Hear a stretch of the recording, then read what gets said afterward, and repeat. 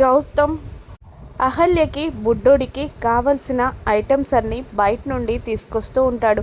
అహల్య బెడ్రూమ్లో బెడ్పై కూర్చొని కాళ్ళతో బాబుని ఊపేస్తూ జోల పాడుతూ ఆలోచనలో పడిపోగా తను తీసుకొచ్చిన ఐటమ్స్ అన్నీ అలా పక్కకు పెట్టి నిద్రపోతున్న బాబుని తన చేతుల్లోకి తీసుకుంటాడు గౌతమ్. ఏంట్రా, డాడీ కోసం వెయిట్ చేసి నిద్రపోయావా? ఏం చేయమంటావు?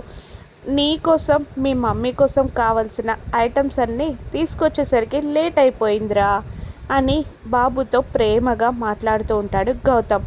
బాబుపై గౌతమ్కి ఉన్న ప్రేమని చూసి ముచ్చట పడిపోతూ ఉంటుంది అహల్య. మెల్లిగా బాబుని బెడ్పై పడుకోబెడతాడు గౌతమ్.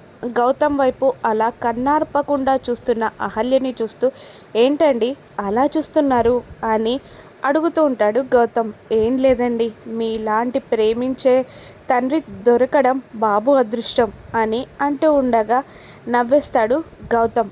గౌతమ్ మనసులో మాత్రం అదంతా మీపై ప్రేమ అండి, బాబు పారసాల రోజున మీపై నాకున్న ప్రేమని మీకు తెలియజేస్తాను అని గౌతమ్ మనసులో అనుకుంటూ ఉండగా అహల్య కూడా గౌతమ్ని చూస్తూ మనసులో, మీరు నాపై ప్రేమని పెంచుకుంటున్నారని, నన్ను ఇష్టపడుతున్నారని నాకు అర్థమైంది.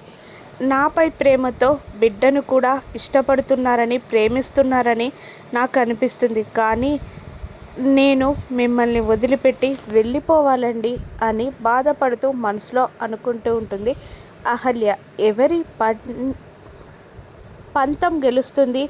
భానుమతిదా? గౌతమ్ అహల్యని వెళ్లకుండా ఆపగలడా? ఇంతకీ బారసాలలో ఏం జరగనుంది? రానున్న ఎపిసోడ్స్లో చూద్దాం. Thank you for watching.